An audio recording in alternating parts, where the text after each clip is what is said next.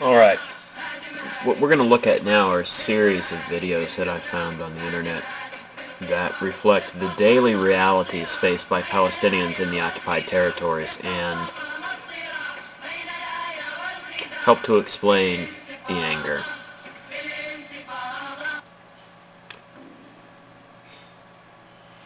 The map on the right side of the screen here shows the West Bank. All of the black squares are checkpoints. It is impossible for Palestinians to move with any kind of freedom within the West Bank. What we're going to watch now is a clip that was taken in one of the largest of the Palestinian cities in the West Bank, the city of Hebron, located in the south.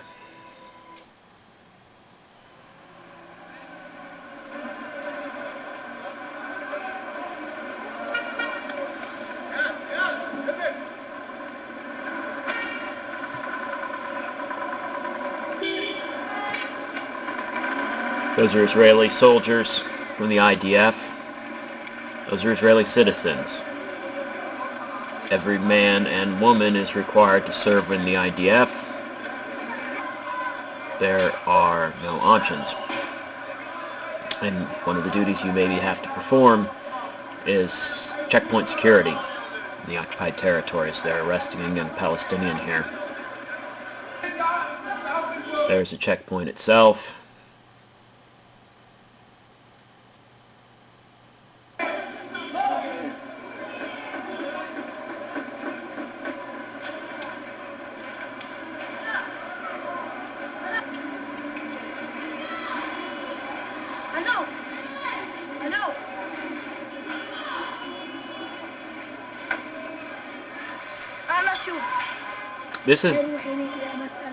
This is reality for the Palestinian people, and this is actually a pretty good set of circumstances. Recall the clip we saw from Balata. So many of those apartments, if you could call them that, had no windows, they had no light, packed together like sardines in cinder block tenements. So this clip was from Hebron. The next clip comes from area between Nablus and Ramallah in the northern part of the West Bank.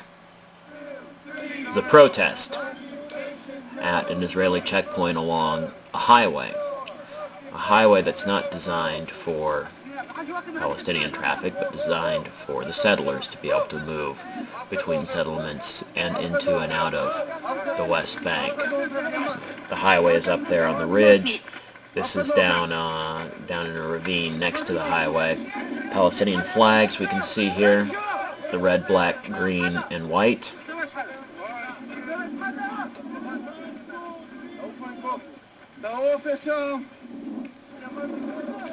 Again, these Israeli Defense Force soldiers are not what we would consider professionals. They are merely doing their mandatory service that used to exist in this country as well once upon a time. This is not their job, but it's their job now.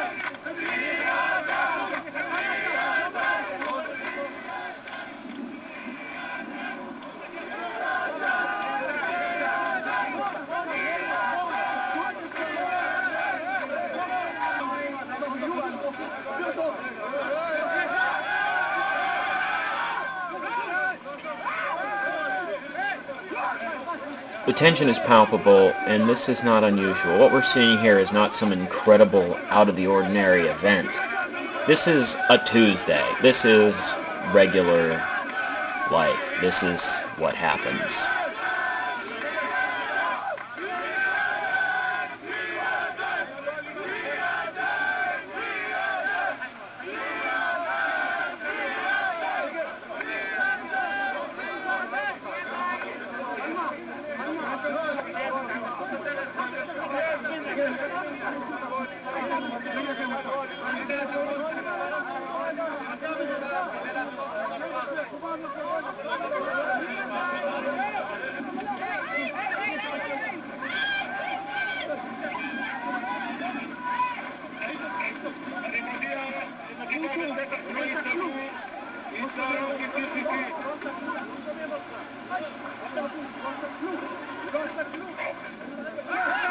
Anger on that guy's face is undeniable. There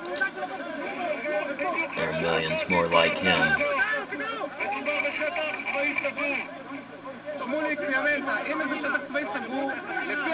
This is reality in the occupied territories on a daily basis. Finally, we're going to look at the checkpoint, one of the checkpoints at the Jerusalem crossing. Palestinians often have to leave the occupied territories to find jobs, the lowest paying jobs, of course, the most menial of jobs inside of Israel. And in order to do so, they have to pass through things like this.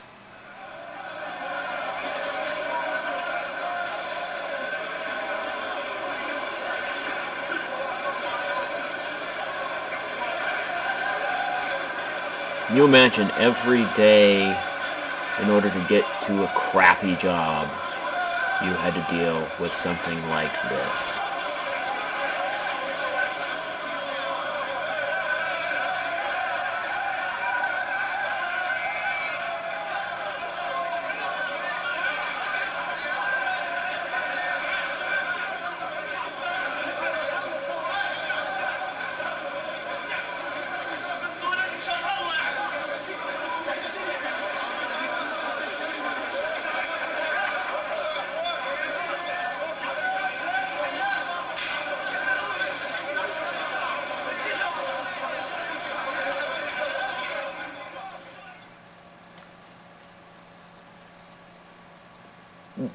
I don't think we can imagine what that would be like. I don't think that we can imagine what that would be like on a daily basis.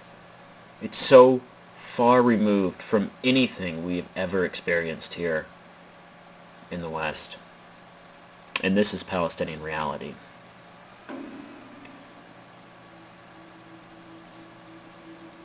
We can trace the course of events that led to this Second Intifada fairly accurately. On September 28, 2000, Ariel Sharon, recall he was the defense minister in 1982 during the invasion of Lebanon. He is the defense minister that the Kehan Commission forced to resign in 1983. He visited the Temple Mount as part of his election campaign. He's a controversial figure in the Palestinian community for obvious reasons. He's blamed for the Sabra and Shatila massacres in 1982 outside of Beirut. Well, his election campaign succeeded. On 6 February 2001, he became Prime Minister, Ariel Sharon.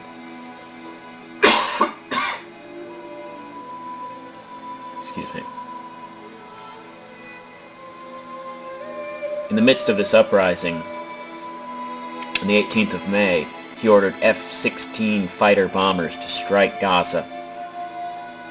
That summer saw massive suicide bombings in Israel, resulting in 300 dead Israeli civilians. What we're going to watch now is a clip of Ariel Sharon addressing the situation.